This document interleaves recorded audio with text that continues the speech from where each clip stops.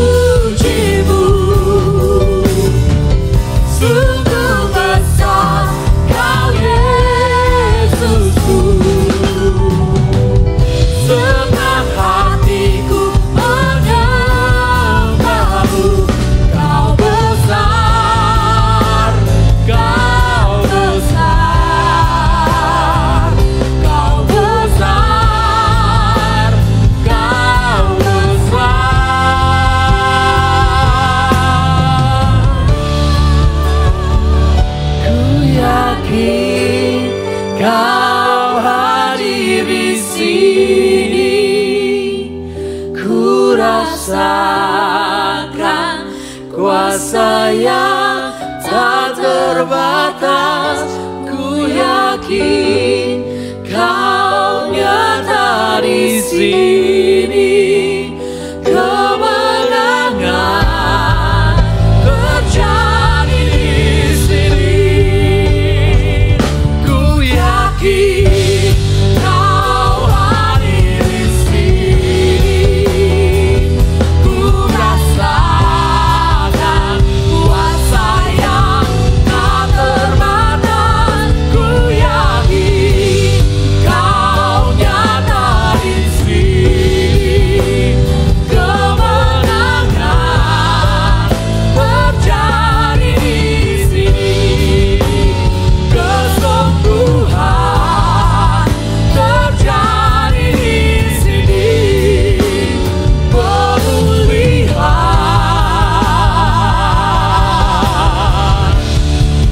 terjadi di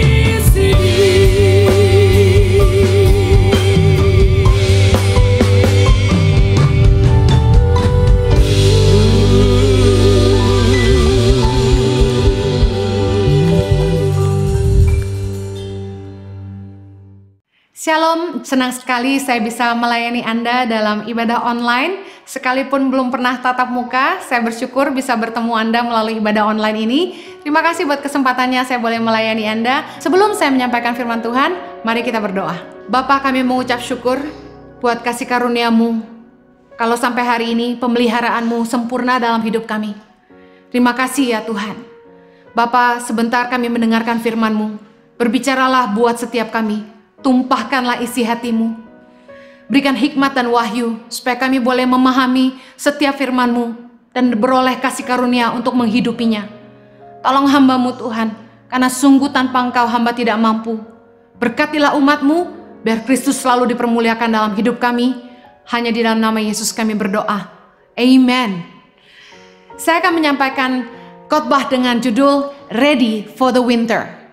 Di dalam Amsal 6 ayat yang ke-6, hai pemalas, pergilah kepada semut, perhatikanlah lakunya dan jadilah bijak. Ayat yang ke-7 berkata begini, biarpun tidak ada pemimpinnya, pengaturnya atau penguasanya. Ayat ke-8, ia menyediakan rotinya di musim panas dan mengumpulkan makanannya pada waktu panen. Firman Tuhan mengajar kita untuk kita belajar kepada semut, memperhatikan bagaimana semut berperilaku supaya kita menjadi bijak. Firman Tuhan mengajarkan kepada kita bahwa semut itu adalah makhluk yang sangat kecil tetapi pekerja keras, yang bekerja keras di musim panas dan mengumpulkan makanannya pada waktu panen. Segala sesuatu ada masanya. Hidup kita ada musimnya. Kita harus selalu berusaha mengenali zaman, mengenali waktu. Kita harus punya cadangan untuk hal-hal yang tidak terduga. Selalu siap untuk menghadapi musim dingin seperti semut. Semut itu bekerja keras di musim panas supaya ketika musim dingin datang, mereka tahu itu adalah masa-masa mereka mengalami kesulitan mencari makan, tapi mereka sudah punya cadangan untuk menghadapi musim dingin. Matius 25 ayat 13, Yesus juga berkata kepada kita begini, karena itu berjaga-jagalah, sebab kamu tidak tahu akan hari maupun akan saatnya. Bahkan untuk hari Tuhan, Yesus sudah mengatakan kepada kita untuk kita berjaga-jaga. Dalam bahasa Inggrisnya, stay alert. Kita harus selalu berjaga-jaga, siap sedia. Pelajaran dari semut adalah semut selalu bersiap-siap, punya persiapan yang matang. Di dalam 2 Timotius 3 ayat yang pertama, Rasul Paulus juga menuliskan, ketahuilah bahwa pada hari-hari terakhir akan datang masa yang sukar. Rasul Paulus telah mengingatkan kepada kita bahwa akan datang masa yang sukar. Oleh karena itu, kita harus selalu bersiap-siap menghadapi hari-hari sulit. Musim dingin bicara musim di mana hidup kita akan mengalami kesukaran, masa-masa sulit, masa-masa gagal panen, ketika semua serba sedikit. Firman Tuhan mengajarkan supaya kita siap menghadapi masa-masa sukar. Bagaimana supaya kita siap menghadapi musim dingin? Yang pertama, hiduplah dipimpin oleh Roh Kudus. Yohanes 16 ayat 13 berkata begini, tetapi apabila Ia datang, yaitu Roh kebenaran, Ia akan memimpin kamu ke dalam seluruh kebenaran, sebab Ia tidak akan berkata-kata dari dirinya sendiri, tetapi segala sesuatu yang didengarnya, itulah yang akan dikatakannya, dan Ia akan memberitakan kepadamu hal-hal yang akan datang. Kita tidak perlu pergi ke peramal, kita tidak perlu search di Facebook untuk apps-apps yang bisa menjelaskan apa yang akan terjadi di depan. Anda harus tahu yang pegang kendali untuk masa depan kita adalah Tuhan. Hiduplah dipimpin oleh Roh Kudus, yaitu Roh kebenaran yang Tuhan berikan. Roh Kudus dicurahkan ketika Yesus kembali ke sorga. Yesus menjanjikan Roh Kudus bagi kita, yang merupakan roh kebenaran yang akan menyampaikan kepada kita, memberitakan kepada kita hal-hal yang akan datang. Kita memang tidak tahu apa yang akan terjadi di masa depan, tapi kalau kita hidup dipimpin oleh Roh Kudus, Roh Tuhan akan memberitakan kepada kita hal-hal yang akan datang. Ada dua tokoh di Alkitab yang hidupnya dipimpin Tuhan sebelum menghadapi masa sulit. Yang pertama, Nabi Nuh. Di zaman Nabi Nuh, Tuhan memerintahkan Nabi Nuh untuk membangun bahtera. Nabi Nuh belum pernah lihat banjir. Nabi Nuh belum pernah lihat banjir dan tidak pernah tahu perahu itu seperti apa, kapal seperti apa, bahtera itu seperti apa. Tapi bagaimana Nabi Nuh dipimpin oleh Roh Tuhan untuk bisa membangun sebuah bahtera dan menciptakan perahu besar yang bisa mengapung di atas banjir. Tapi karena ketaatan Nabi Nuh, meskipun dia diejek, diolok-olok, bahkan dikatakan orang-orang mengatai Nabi Nuh gila, tapi Nabi Nuh lebih percaya kepada Allah dan dia hidup dipimpin oleh Roh Tuhan. Meskipun orang-orang berkata, tidak mungkin, kamu ngapain? Tapi Nabi Nuh tetap taat dan membangun bahtera yang kemudian kita tahu ceritanya menolong seluruh keluarganya dan bahkan segala jenis binatang yang ada di bumi ini. Tokoh yang kedua yang dipimpin Tuhan hidupnya sebelum menghadapi masa sulit adalah Yusuf. Masih ingat kisah Yusuf ketika dia diberi hikmat oleh Roh Tuhan untuk menyimpan 20% dari setiap penghasilan bangsa Mesir selama 7 tahun masa kelimpahan untuk menghadapi masa susah 7 tahun kemudian. Kita tahu dalam cerita ini bahwa kemudian Yusuf telah menolong begitu banyak orang, bangsa Mesir bahkan bangsa Israel untuk melewati 7 tahun masa kekeringan.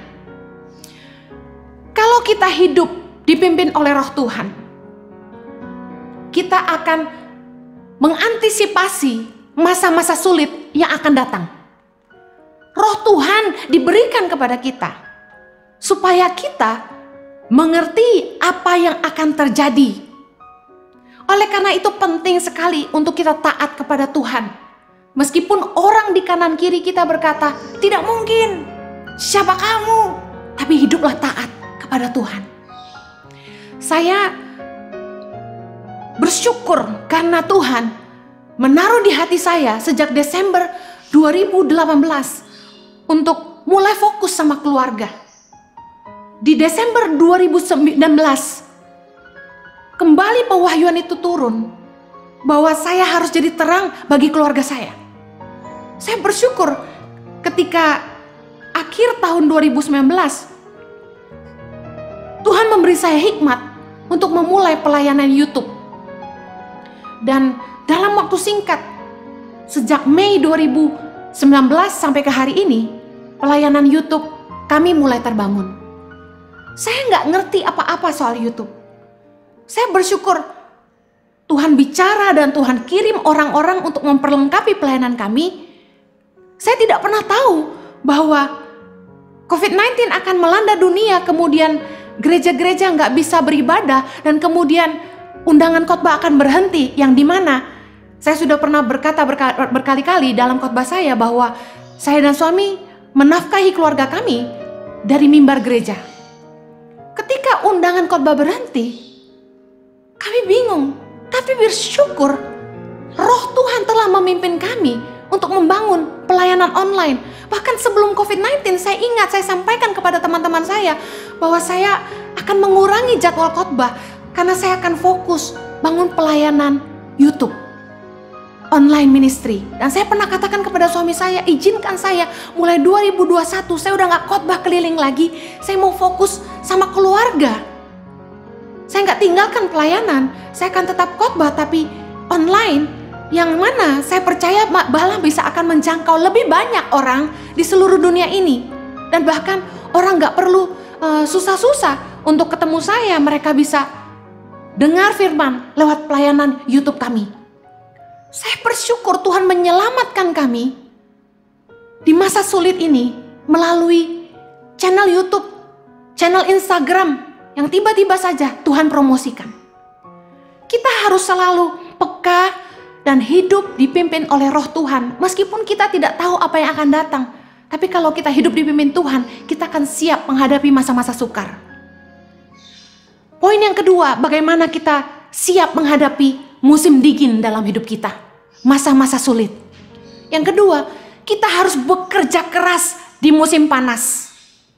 Amsal 30 ayat 25, semut bangsa yang tidak kuat, tetapi yang menyediakan makanannya di musim panas. Dikatakan semut bangsa yang tidak kuat. Anda tahu semut sangat kecil, kita pencet saja sudah selesai hidupnya. Tetapi dikatakan menyediakan makanannya di musim panas. Kesiapan kita menghadapi masa sulit bukan soal besar atau kecilnya penghasilan kita, tapi dari seberapa rajin kita bekerja dan seberapa bijak kita mengelola. Bijak mengelola berkat Tuhan di masa kelimpahan. Musim panas, masa panen, bicara soal ketika Tuhan memberikan kesempatan untuk kita menuai. Kita harus menuai dan bekerja sungguh-sungguh. Kita nggak akan menuai kalau kita nggak kerja sungguh-sungguh. Mau penghasilan kita sebesar apapun, kalau kita nggak pandai mengelola, pasti akan habis juga. Bijaksanalah mengelola berkat Tuhan di masa kelimpahan. Dalam Amsal 31 ayat 25, dikatakan pakaiannya adalah kekuatan dan kemuliaan. Ia tertawa tentang hari depan. Dalam bahasa Inggris di Amplified Bible ditulis dengan sangat baik, dikatakan begini. Strength and dignity are her clothing, and her position is strong and secure. She rejoices over the future. Dikatakan, knowing that she and her family are in readiness for it.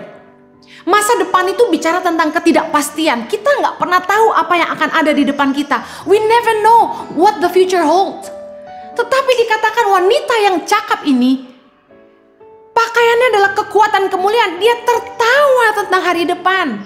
She's so confident about her future. She is so confident about her future.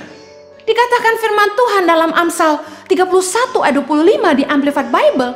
Knowing that she and her family are in readiness for it. Dikatakan dia, wanita ini dan keluarganya siap untuk menghadapi masa depan. Amsal 31 ayat 15 dikatakan begini, ia bangun kalau masih malam, lalu menyediakan makanan untuk seisi rumahnya dan membagi-bagikan tugas kepada pelayan-pelayannya perempuan. Ia membeli sebuah ladang yang diingininya dan dari hasil tangannya kebun anggur ditanaminya. Ia mengikat pinggangnya dengan kekuatan, ia menguatkan lengannya, ia tahu bahwa pendapatannya menguntungkan. Pada malam hari pelitanya tidak padam. Kenapa wanita ini dikatakan di Amsal 31 tadi di ayat yang ke-25, dia sangat percaya diri dengan masa depan, dia siap menghadapi masa depan? Jawabannya adalah ini. Di masa kelimpahan, dia bekerja keras, dia rajin, dia tidak malas. Ia bangun waktu masih malam, Bahkan dia membeli sebuah ladang yang diingininya. Dari hasil tangannya kebun anggur ditanami. Ternyata ketika suaminya mempercayakan berkat Tuhan kepadanya, dia tidak hanya simpan atau habiskan, tapi dia kelola. Ia mengikat pinggangnya dengan kekuatan. Dia bukan perempuan yang malas. Dan dikatakan ia tahu pendapatannya menguntungkan. Pada malam hari pelitanya tidak padam. Malam hari bicara tentang masa-masa sulit, masa-masa kelam. Pada malam hari kita nggak bisa lihat apa-apa. Banyak istri-istri yang malah menjadi penolong di saat usaha-usaha suaminya terpuruk. Saya dengar banyak istri yang justru begitu bijaksana mengelola keuangannya sehingga ketika suaminya kesulitan justru tabungannya yang menyelamatkan mereka. Saya percaya bahwa wanita-wanita yang cakap harus siap menghadapi apapun yang ada di depan. Mengelola berkat Tuhan di masa kelimpahan. Sehingga ketika musim dingin datang, masa-masa sulit, malam hari datang, dia tidak takut. Dia tertawa tentang hari depan, siap menghadapinya. Oleh karena itu, pesan saya untuk para wanita, Anda harus belajar mendampingi suami dalam usahanya. Minimal mengerti sedikit, jangan sampai nggak tahu apa-apa. Karena kita tidak tahu apa yang akan terjadi di depan. Kalau ada apa-apa dengan suami kita, istri harus bisa meneruskan. Saya cerita sebuah kejadian. Ada seorang wanita yang suaminya punya usaha IT. Istrinya nggak tahu apa-apa tentang usaha suaminya. Dia hanya ibu rumah tangga yang mengurus anak-anak dan bekerja di rumah. Tidak tahu apa-apa sama sekali tentang usaha suaminya. Gak tahu proyek-proyek suaminya ada di mana saja. Dia tidak tahu sama sekali. Apa yang terjadi? Suatu hari sore, suaminya terkena serangan jantung. Apa yang terjadi kemudian? Setelah suaminya dipanggil Tuhan dengan begitu mendadak, istri ini sama sekali gak tahu apa-apa soal usaha suaminya. Dia gak tahu aset suaminya ada di mana aja. Proyek-proyek suaminya ada di mana saja yang mungkin bisa ditagih uangnya. Dan akhirnya istri ini dan kedua anaknya sangat kesusahan. Mereka terpaksa menjual aset-aset yang istrinya tahu untuk bisa mensupport hidup mereka selanjutnya. Kita nggak pernah tahu apa yang terjadi di depan kita. Saya tahu beberapa suami tidak suka istrinya ikut campur dengan bisnis mereka. Tapi paling tidak, istri-istri harus bisa mengerti sedikit dan bisa mendampingin suami. Meskipun tidak banyak bicara, tapi ikut aja suami meeting kemana. Harus mau tahu suami kerja apa, dengarin suami cerita. Makanya kalau suami pulang kerja, jadilah teman pendengar yang baik. Yang ketiga, bagaimana kita siap menghadapi musim dingin? Kita belajar bahwa kita harus selalu punya cadangan. Kalau kita nggak tahu apa yang akan terjadi di depan kita, kita harus siap menghadapi musim dingin di mana semuanya serba sulit. Kita harus siap menghadapi malam hari, bicara masa-masa kelam. Kita harus selalu punya cadangan. Sebuah pelajaran dari Matius 25 ayat yang pertama. Pada waktu itu hal kerajaan sorga seumpama 10 gadis yang mengambil pelitanya dan pergi menyongsong mempelai laki-laki. 5 di antaranya bodoh dan 5 bijaksana. Gadis-gadis yang bodoh itu membawa pelitanya tetapi tidak membawa minyak. Sedangkan gadis-gadis yang bijaksana itu membawa pelitanya dan juga minyak dalam buli-buli mereka. Perhatikan keempat ayat ini, ada 2 kelompok gadis, yang satu disebut sebagai gadis-gadis bijaksana dan yang satu disebut sebagai gadis-gadis bodoh. Apa perbedaan di antara keduanya? Keduanya sama-sama bawa pelita. Bedanya adalah yang satu membawa cadangan minyak dan yang satu tidak. Kalau kita tidak mau jadi orang bodoh, kita harus selalu punya cadangan dalam hidup ini. Kita harus selalu siap untuk hal-hal yang tidak terduga. We have to be ready for the unexpected. Kita nggak tahu apa yang ada di depan, makanya kita selalu punya cadangan. Ketika kita diberkati Tuhan, di masa kelimpahan, bijaksanalah mengelola supaya kita punya cadangan, punya tabungan. Wanita yang bijak pandai mengelola apa yang dipercayakan oleh suaminya. Selama masih ada yang mencarikan, yang menerima jangan menghabiskan.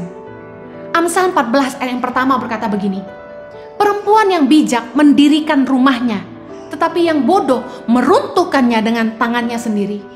Pesan saya bagi para wanita khususnya, mumpung suami Anda masih sehat dan bisa menghasilkan, istri yang bijak jangan hanyut dengan kemewahan. Siapa yang tahu umur manusia? Pandai-pandailah mengatur, mengelola, dan belajarlah kata cukup. Pastikan Anda selalu punya cadangan untuk hal-hal yang tidak terduga ke depan. Pandai-pandailah menginvestasikan uang yang dipercayakan oleh suami. Juga bagi para pria-pria, mumpung Anda masih sehat, mumpung Anda masih kuat, bekerjalah dengan sungguh-sungguh. Rajinlah bekerja. Jangan hanya menghambur-hamburkan uang. Sebagai seorang suami, kepala rumah tangga, Anda punya tanggung jawab sebagai imam. Jadi telontoh, tidak hanya dalam kerohanian, tapi juga dalam kehidupan. Jadi Bapa. Bapa itu berasal dari kata Aba yang artinya sumber. Pastikan selama Anda masih sehat dan punya kesempatan, Anda bekerja keras untuk menafkahi keluargamu. Bukannya santai-santai ongkang-ongkang kaki dan menggantungkan hidup dari keluarga besar atau dari istrimu. Saya percaya kita harus bijak dengan usia kita. Umur itu kalau makin bertambah, ada yang makin berkurang, yaitu kekuatan kita. Makin tua, kekuatan kita merosot. Kesehatan kita juga merosot. Kita harus pastikan kita menggunakan kesempatan yang Tuhan berikan. Mumpung kita masih kuat, mumpung kita masih sehat. Berusahalah sungguh-sungguh supaya di masa tua kita nggak jadi beban bagi siapapun. Siap menghadapi masa depan. Di akhir khotbah ini saya ingin bilang begini. Jangan menjadi lemah dalam keadaan ini. Meskipun semuanya serba sulit, meskipun masa-masa kelam sedang kita hadapi, saya percaya manusia adalah makhluk yang paling cepat beradaptasi. Jangan menyerah, berusaha lakukan yang kita bisa dan terus andalkan Tuhan yang pasti akan memelihara hidup kita. Saya bersyukur saya melihat bagaimana banyak ibu-ibu rumah tangga yang bangkit hari-hari ini. Bahkan wanita-wanita karir yang biasanya bekerja di kantor hari ini karena harus work from home, bahkan ada yang kehilangan penghasilannya. Mereka beralih profesi berjualan makanan online. Saya angkat jempol buat ibu-ibu yang tidak menyerah tapi berusaha. Saya percaya wanita harus bangkit di masa sulit. Saya juga angkat jempol buat bapak-bapak yang tidak gengsi tapi mencari jalan untuk terus menafkahi keluarga. Mari kita jangan menyerah tapi terus berusaha melakukan yang terbaik. Bagaimana menghadapi masa sulit ini? Saya tutup dengan 3P. Yang pertama, penyesuaian. Kita harus mulai menyesuaikan gaya hidup, level hidup kita, standar hidup kita. Kita harus mulai menyesuaikan dengan keadaan keuangan kita. Mungkin dulu kita hidup bermewah-mewah, mari hari ini belajar kata cukup. Kita harus mulai menyesuaikan cara kerja. Kalau dulu kita bisa pergi kemana-mana, traveling kemana-mana, dan hari ini kalau kita harus work from home, Anda harus ubah attitude Anda dalam bekerja. Harus bisa efektif bekerja dari rumah. Beradaptasilah. Yang kedua, P yang kedua, bagaimana kita menghadapi masa sulit? Kita harus mulai perbaiki kembali dalam penataan, pengelolaan hidup kita. Mulai tata kembali budgeting, manajemen perusahaan, pengelolaan keuangan rumah tangga. Mari tata kembali semuanya. Pakai masa-masa yang sulit ini untuk kembali menata ulang hidup kita, menata cara kerja, menata manajemen perusahaan. Mulai pangkas yang tidak perlu. P yang terakhir adalah perencanaan ke depan. Ke depan mungkin keadaan tidak akan sama seperti sebelum COVID-19. Harus ada cara-cara dan standar yang baru. Mulai rencanakan dari sekarang. Saya mulai bilang sama Jojo, apa yang kita lakukan nanti kalau COVID-19 sudah selesai. Kita mulai rencanakan dari hari ini. Apa yang kami mau akan kerjakan ke depan. Karena saya percaya semuanya nggak akan pernah sama lagi. Tapi jangan takut. Serahkan hidup kita kepada Tuhan. Do your best and let God do the rest. 1 Petrus 5 ayat yang ke-7 berkata, serahkanlah segala kekhawatiranmu kepadanya, sebab Ia yang memelihara kamu. Saya berdoa supaya Anda tidak patah semangat, tapi Tuhan terus menolong hidupmu, mencukupi segala kebutuhanmu, dan menyertai engkau dan seisi rumahmu dengan kasih karunia-Nya yang melimpah di dalam nama Yesus. Amin. Tuhan Yesus memberkati. Thank you for having me. God bless you. Stay safe.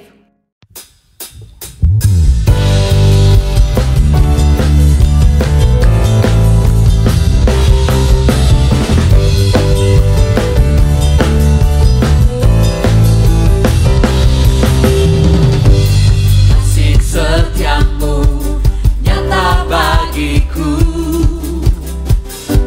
hikmat kebajikan tersedia bagiku. Balasanku limpahkan segalanya, dan anugerahnya sangat besar bagiku. Aku diberkati, aku dilimpahi, karena Allah sanggup untuk menyediakan. Aku diberkati, aku dilimpahi, atas sempurna anugerah Tuhan bagiku.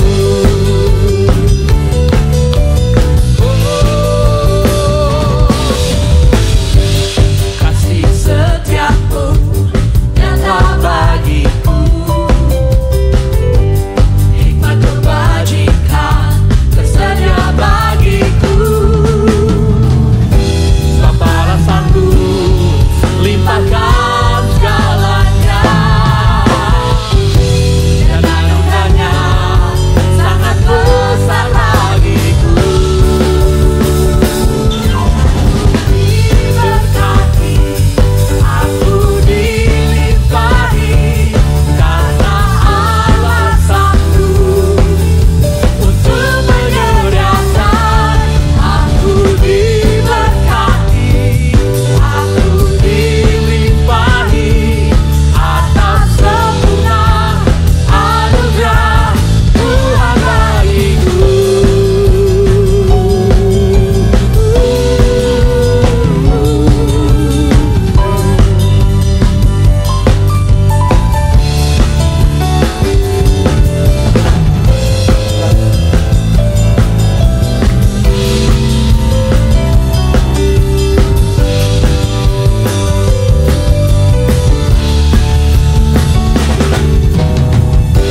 Sebab balasanku limpahkan segalanya, dan anugerahnya sangat besar bagiku. Sebab balasanku limpahkan segalanya, dan anugerahnya sangat besar bagiku. Diberkati, aku dilimpahi, karena Allah sanggup untuk menyediakan. Aku diberkati, aku dilimpahi, karena Allah sanggup untuk menyediakan. Aku diberkati, aku dilimpahi, atas sempurna anugerah Tuhan bagiku.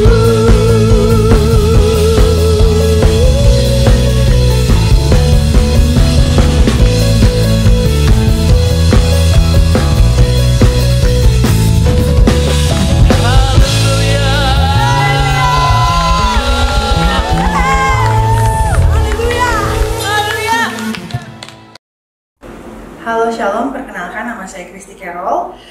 Di sini saya mau bersaksi tentang kemurahan Tuhan yang berlaku dalam kehidupan saya. saudara-saudara terkasih, kalau saya boleh menyaksikan cinta dan kemurahan Tuhan, di bulan Juni akhir kemarin ini saya dipercayakan sama Tuhan untuk dapat satu warna baru lagi buat kehidupan saya, dimana waktu saya mau melakukan perjalanan dinas saat itu saya harus melengkapi dokumen penerbangan, di mana salah satunya adalah dokumen free dari COVID-19 atau Corona. Singkat cerita, pada saat saya melakukan tes di Rumah Sakit Gatot Subroto, ternyata tes yang keluar adalah positif. Di situ saya merasa shock. Saya ngerasa kayak, Tuhan nggak adil banget sih, kenapa harus gue yang kena gitu. Sempat protes saat itu. Terus singkat cerita, saya dijemput oleh ambulans. Itu saya benar-benar kaget karena pas Selasa pagi saya lagi mau siap-siap ke kantor, tiba-tiba atasan saya telepon, "Carol, kamu di mana?" Saya di kantor, Pak. Saya mau ke kantor, Pak. Terus akhirnya singkat cerita dia bilang sama saya kalau mereka dapat telepon dari dinas kesehatan. Saya juga kaget, loh kok bisa hubunginya ke bos saya. Saya baru ingat, oh ya saat itu saya daftarnya pakai alamat kantor. Terus akhirnya mereka cari tahu mungkin dari puskesmas terdekat siapa pemilik rumah di sini, terus nomor telepon atasan saya. Akhirnya mereka hubungin atasan saya. Terus yang bikin saya kaget adalah hari itu saya harus dijemput pakai ambulans. Tadinya saya menolak, saya bilang apakah bisa pakai mobil biasa aja. Terus mereka bilang jangan karena itu akan membahayakan orang lain. Akhirnya mau nggak mau saya setuju untuk dijemput dengan ambulans. Saudara, kalau boleh diceritakan perasaan saya saat itu bener-bener kayak aduh, semua tuh kayak berkecamuk gitu loh. Semua tuh campur aduk jadi satu antara takut, gugup, dan yang ada di pikiran saya pertama kali adalah gila nih kalau dijemput di sini. Itu saya udah kebayang dengan kayak berita-berita selama ini kan, pakai ambulans protokoler yang harus dinyalain sirine, yang semua tetangga pasti akan ngumpul. Terus saya Tuhan, nanti sanksi yang berat di saya adalah sanksi sosialnya setelah saya keluar nanti seperti apa gitu. Itu benar-benar yang bikin saya down banget, drop banget. Terus sesudah itu saya telepon keluarga saya telepon cici saya, kasih tahu keadaan saya. Terus nggak lama saya dikabarin, itu kan pagi ya, di jam 10 kalau nggak salah. Saya baru dijemput itu sekitar jam 7 atau setengah 8 malam, dan puji Tuhannya waktu saya telepon sama driver ambulans, saya bilang, "Pak, saya minta tolong sirenenya jangan dipasang ya, karena malu kan ya saudara-saudara." Terus begitu pas nyampe, jadi begitu pas ambulansnya masuk ke gang saya, memang itu nggak ada nyala sama sekali. Saya telepon sama drivernya terus-terusan kan. Begitu dijemput, saya langsung naik buru-buru, dan puji Tuhannya nggak ada satu warga pun saat itu. Yang biasanya rame kali jalanan saya, itu tiba-tiba benar-benar lagi hening banget, nggak ada orang sama sekali.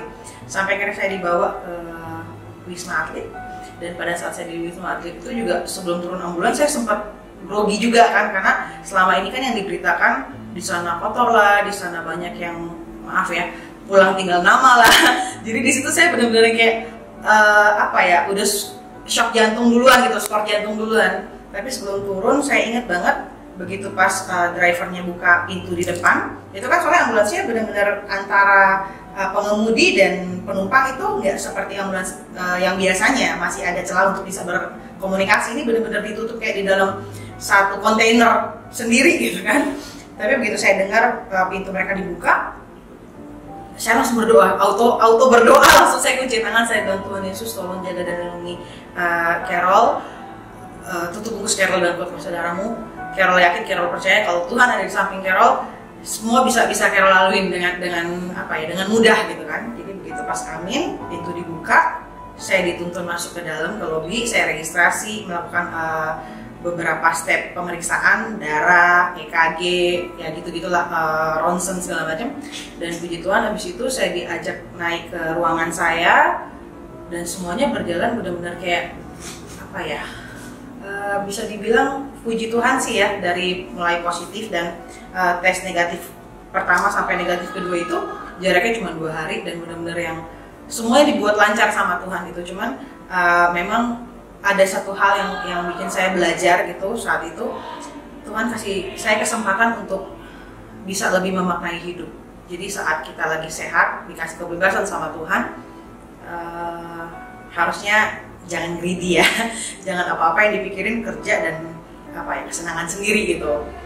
Saya ditegur Tuhan di situ, saya masih bisa lebih banyak waktu buat berdoa, lebih banyak waktu buat saat teduh gitu. Jadi di situ saya bisa lebih banyak juga belajar untuk menghargai sesama, karena di situ saya melihat dari nurse-nya, cara mereka merawat kami para pasien-pasiennya gitu kan. Terus dari itu saya lihat juga teman-teman pasien yang begitu banyak warna kehidupan mereka yang mereka share ke saya, yang bikin saya berasa ternyata hidup tuh banyak yang harus saya syukurin gitu loh dari apa yang sudah Tuhan kasih selama ini gitu. Dan ya itu sih luar biasa yang bikin saya ngerasa masih bisa masih bisa ngerasain berkatnya Tuhan di tengah-tengah cobaan yang Tuhan kasih. Yaitu saya di situ diajarin sama Tuhan untuk bisa lebih menghargai waktu, menghargai sesama, menghargai kesehatan dan berkat-berkat yang sudah Tuhan berikan ke saya. Karena berkat itu ternyata nggak melulu soal materi aja, tapi banyak banget yang bisa saya syukuri saat itu gitu loh. Dan emang pada saat saya di dalam itu waktu saya buat berinteraksi sama Tuhan tuh lebih banyak dan lebih kan kalau di rumah sendiri kan kadang banget gitu loh saya bisa punya waktu sendiri sama Tuhan yang benar-benar kayaknya intens banget, yang benar-benar bisa pujian penyembahan tuh kayak ngerasa kayak balik lagi ke masa kecil dulu zaman sekolah minggu yang benar-benar kayaknya pure banget gitu.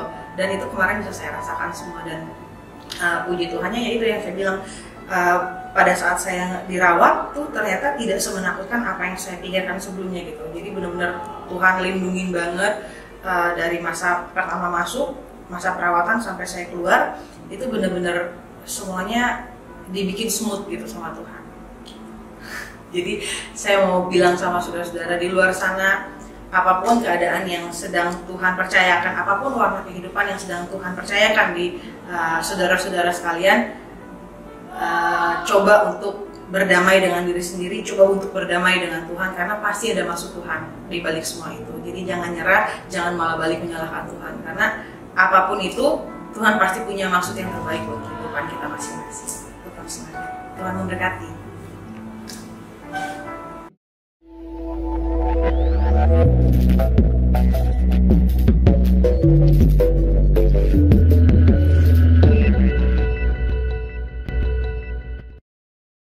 Shalom Jemaat Tuhan GKI Sudirman, terima kasih karena kita sudah bersama-sama mengikuti ibadah online hari ini.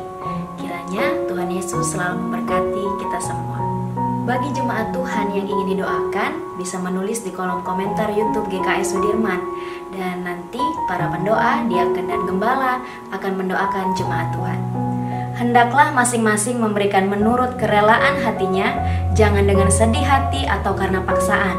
Sebab Allah mengasihi orang yang memberi dengan sukacita, dan Allah sanggup melimpahkan segala kasih karunia kepada kamu, supaya kamu senantiasa berkecukupan di dalam segala sesuatu, dan malah berkelebihan di dalam berbagai kebijakan. Amin. Tuhan, ku mau menyenangkan-Mu. Bagi jemaat yang ingin memberikan persembahan berpuluhan, dapat mentransfer ke rekening BCA yang tertera di layar. Jadi bejana untuk hormat-Mu, cemerlang bagai emas murni. Tuhan, ku serahkan hatiku, semua ku berikan padamu. If I had to live my life without you near me, the days would all be empty. The nights would seem so long. With you I see forever oh so clearly. I might have been in love before, but it never felt this strong. Our dreams are young and we both know they'll take us where we want to go. Hold me now, touch me now, I don't want to live without you. Nothing's gonna change my love for you. You ought to know by now how much I love you. One thing you can be sure of,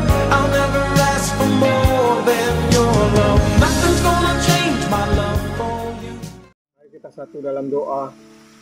Ya Tuhan Allah Bapa kami yang bertata di dalam kerjaan sorga, Allah yang kami puji, kami sembah, kami muliakan Bapa, Allah yang selalu kami sapa, kami panggil di dalam nama anakmu Yesus Kristus yang adalah Tuhan dan Juru Selamat kami hidup.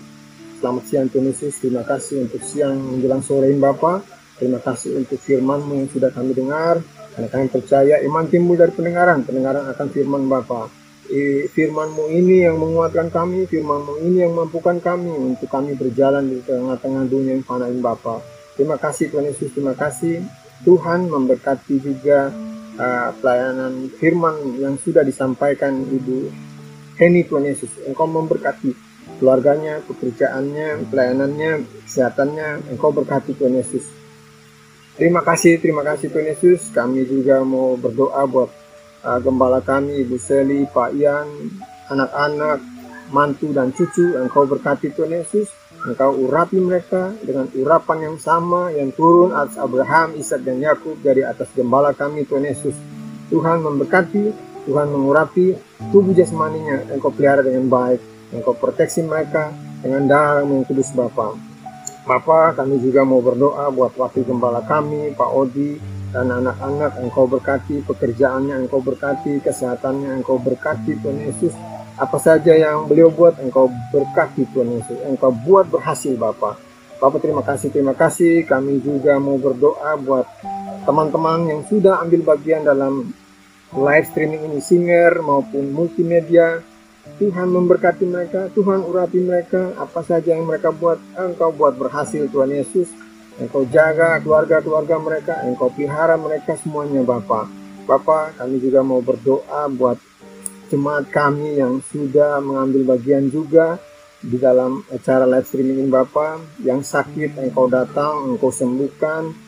Yang berbeban berat Engkau datang, Engkau pulihkan, Engkau angkat masalah mereka, Engkau berikan solusi, Engkau berikan jalan pemecahannya buat mereka hingga mereka dikuatkan dan dimampukan. Karena kami percaya Engkau Allah kami yang hidup di dalam hidup mereka dan Engkau menghidupi mereka karena Roh-Mu yang kudus itu ada dalam hidup jemaat-jemaat kami Bapa.